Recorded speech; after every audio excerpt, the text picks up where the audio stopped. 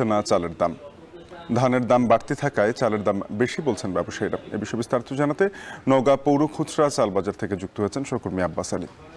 আব্বাস, জানাবেন যে বর্তমানে কোন চাল কেমন দামে বিক্রি হচ্ছে, ব্যবসায়ী এবং ক্রেতারা কি বলছেন?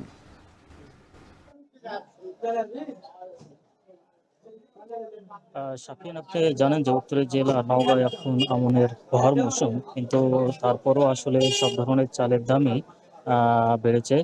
এখানে আসলে পাইকারিতে যদি বলা যায় যে সব ধরনের চালের দাম প্রতি বস্তা 50 কেজি বস্তার চালের দাম বেড়েছে 50 টাকা।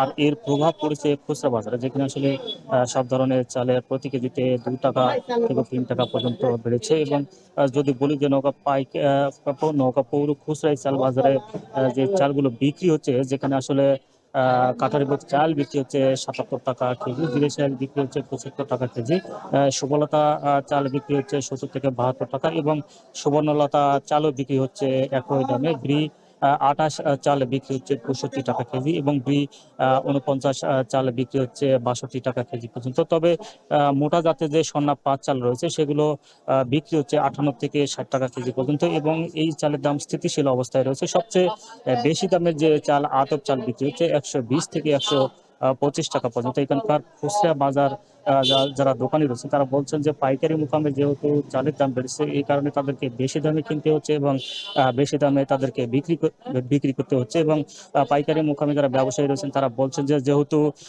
ইরিগুড়ো মৌসুমে আসলে সরু ধান চাষাবাদ হয়ে থাকে এবং এটা দিয়ে আসলে সারা বছর পরিচালনা করতে হয়, যার কারণে যেহেতু এখন মৌসুমের শেষ সময়, আর শেষ সময় হওয়ার কারণে ধানের কিছুটা সংকট রয়েছে। এই কারণে আসলে এই সরু ধানের দাম বেশ ঊর্ধ্বগতি, যার কারণে আসলে চালের বাজার ঊর্ধ্বগতি। তবে এই চালের দাম কমতে হলে এই ইরিগুড়ো যেহেতু এখন প্রস্তুতি চলছে, আগামী প্রায় 3 থেকে 4 মাসের মতো অপেক্ষা করতে হবে, কারণ যখন এই ইরিগুড়ো মৌসুমে ধান বাজারে আসবে তখন আসলে চালের দাম কিছুটা কমতে পারে বলে জানিয়েছেন ব্যবসায়ীরা। যেহেতু চালের দাম আসলে বাড়ছে, যার কারণে যারা নিম্ন আয়ের মানুষ বা ভোক্তা রয়েছেন তাদের অনেকটা সমস্যায় পড়তে হচ্ছে বলে আমরা জেনেছি। তবে মোটা জাতের যে স্বর্ণা 5 চাল রয়েছে, এই চালের ক্রেতা একেবারেই কম বলে এখানকার খুচরা ব্যবসায়ীরা জানিয়েছেন, এবং তারা আরও জানিয়েছেন যে এখানকার আসলে তাদের বেচা কেনা অনেকটা কমে গেছে। তবে এই ছিল আমার কাছে চালের বাজার নিয়ে সবশেষ।